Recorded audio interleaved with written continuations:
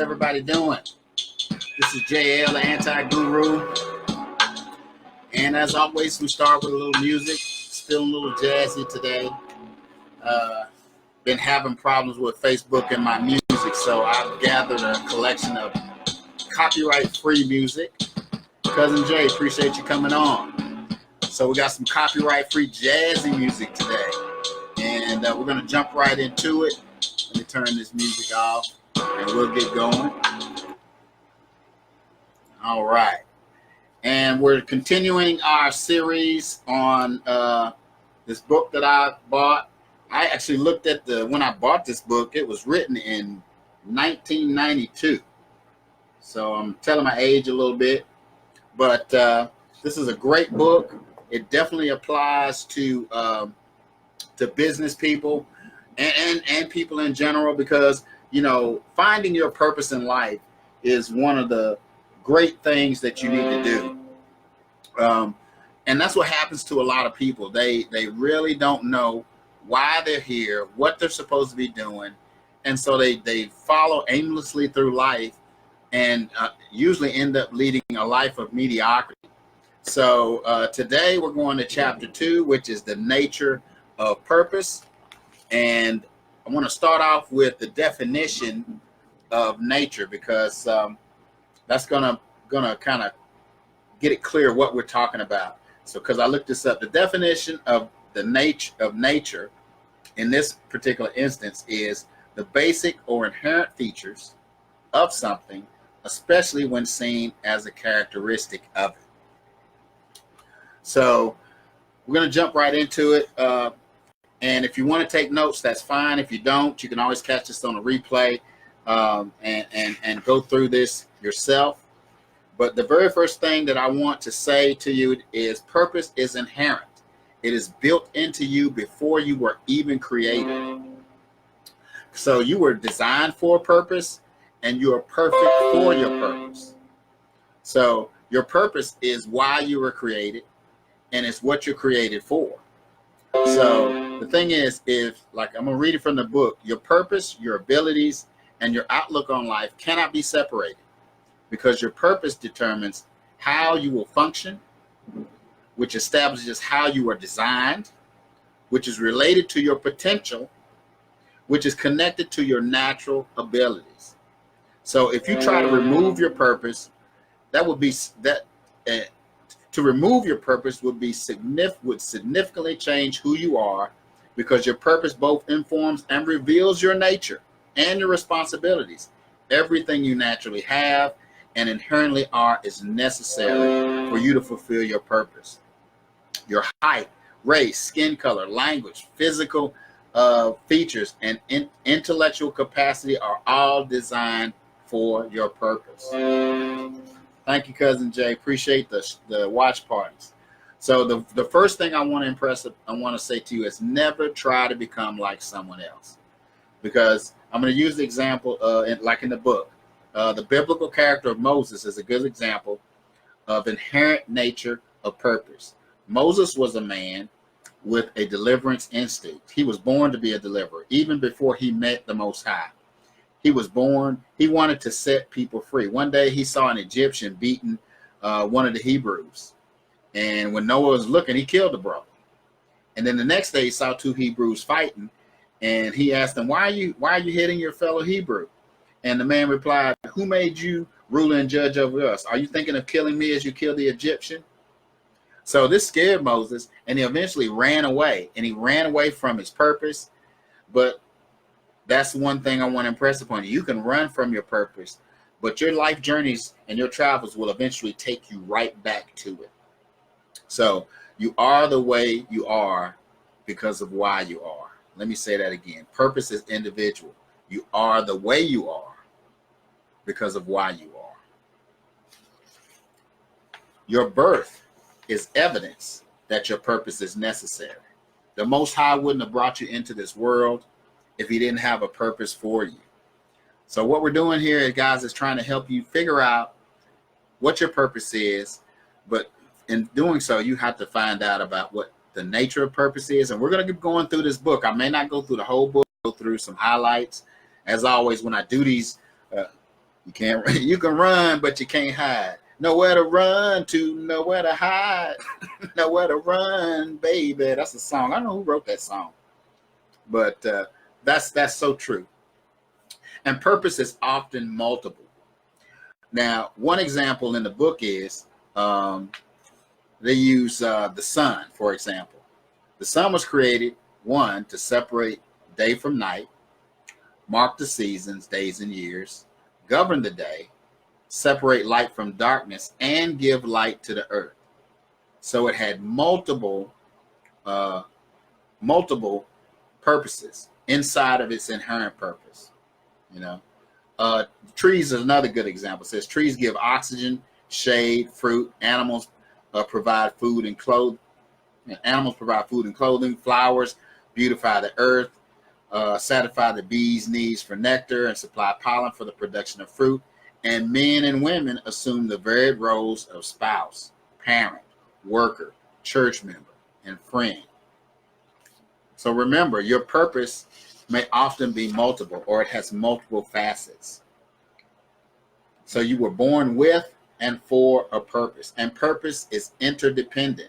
Nothing exists for itself. Everything is related to something, because we are even the very nature of people. We are people. We desire to be communal. We have to be in a community. No one is an island. You diminish yourself, you know, because what it says here in the book, purpose cannot be fulfilled in isolation.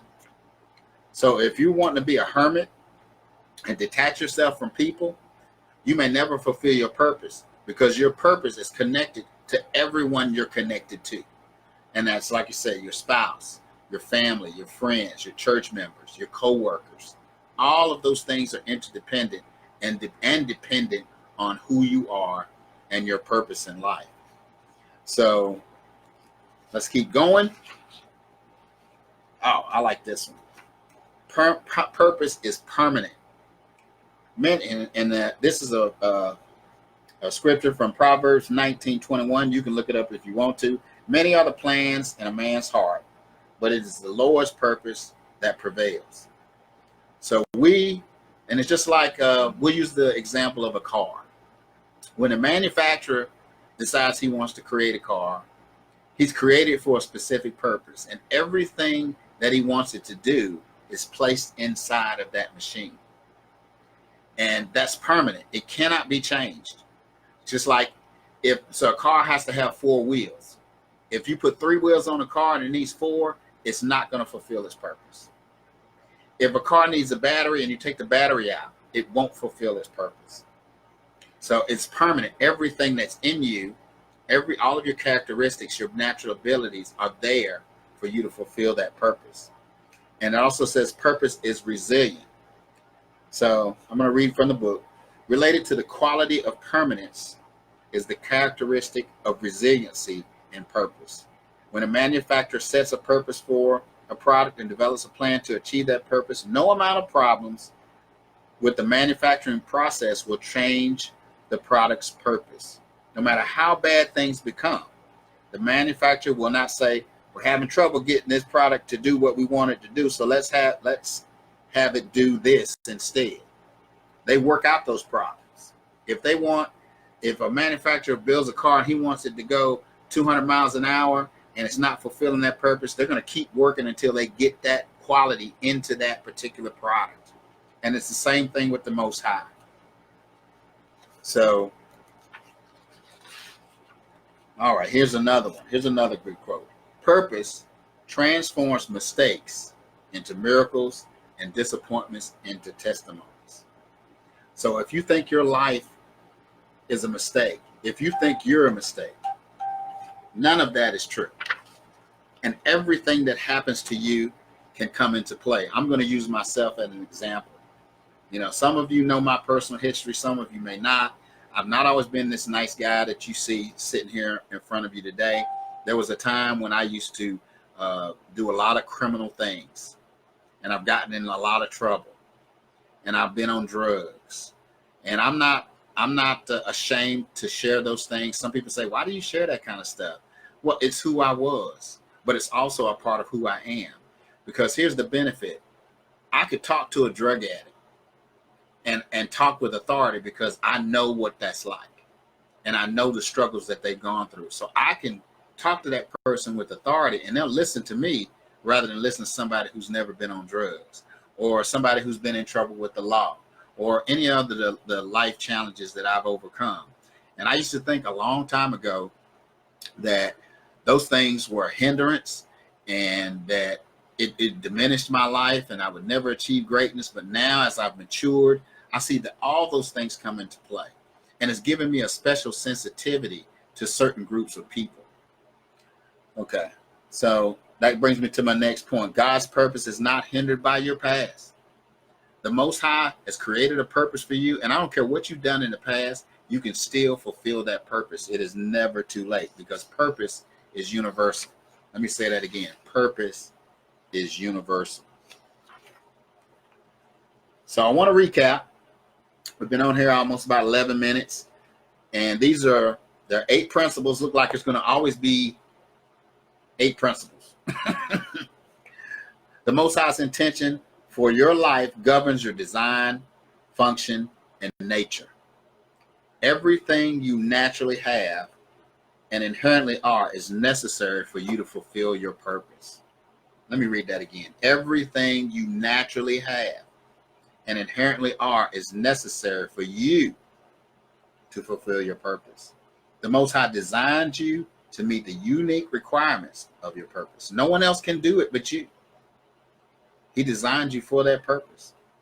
Your purpose may incorporate many smaller facets that contribute to the overall purpose of your life. Your individual purpose is linked to a greater purpose. Let me say that again. Your individual purpose is linked to a greater purpose. Purpose combats the many plans and schemes we come up with to help the Most High meet his intended reasons for our lives. And I know I've done that. Well, I want to do this and I want to do that. I've got involved in a lot of different things, and it wasn't nowhere near inside of my purpose. I know my broad purpose is to be a helper, is to help people. I really love people and I really like helping people. And I've done that in a lot of different ways. I've been a personal trainer and a fitness consultant. I worked in retail where I sold different products to help people. I've worked and I worked at GNC selling health supplements. I've worked in the mortgage business. I help people, a lot of my own people, become homeowners who never thought they could own a home. I've helped people do consolidations where they were able to clear their debt. I remember one couple, older couple, they had never been on a vacation. So they did a refinance on their property, drew out some equity in their property, put a swimming pool in the backyard. The old man bought him a pickup truck and they went on a cruise and never been on a vacation. That was so fulfilling for me. And they were like, oh, we want you to come over for a cookout. Love that. Number 8, purpose remains true no matter what path we take to achieve our intended goal. So whatever path that you're taking, no matter what you do, I'm sorry, Jay, I got to read your comments. Purpose cannot be fulfilled tonight. This is good. It took me way too long to learn it. It doesn't matter, brother. It doesn't matter. Because like I say, it doesn't matter what your plans are. You can still come back to it. And I appreciate your comments, brother. I love you so much. Like I say, when I get to Chicago, we definitely gonna hang out.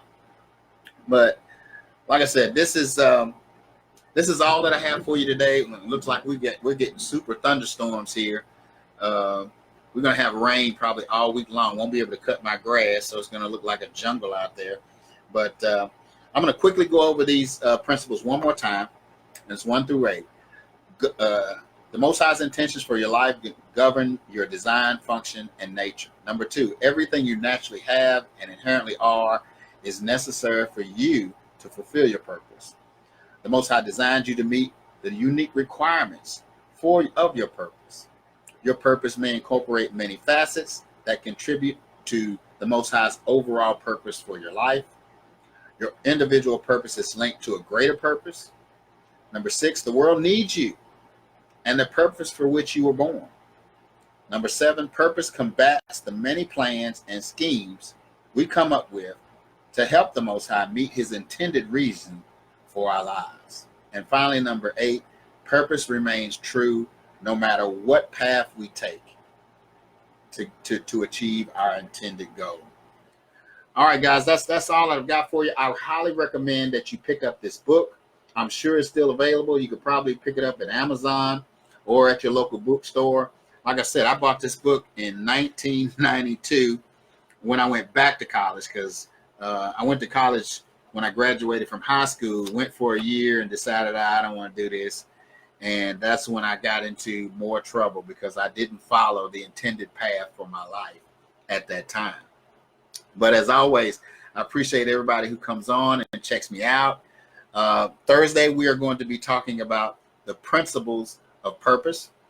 So, there's one other thing I wanted to talk about when it says don't try to be somebody else, because that was, I had alluded to this in another training when I talked about creating your attractive character for your business. So that goes along with branding. So again, don't try to be somebody that you're not. You know, when you see who I am today and you see this is who I am, you know, I'm not a suit and tie kind of guy. I'm a jeans and t-shirt kind of guy. Not that I don't wear those kinds of things. I have them. I just don't like to wear them. And sometimes I'm over the top. But if you want to go back, please go back and check out that live on the attractive character, because that kind of ties into this particular lesson about don't be somebody that you're not. Don't imitate people. Be who you are. Be genuine. Because when you try to be somebody else, you're stepping outside of your purpose. All right, that's all that I got for you today. I pray that you have a good evening, and we will see you again on Thursday at 7 o'clock. Later.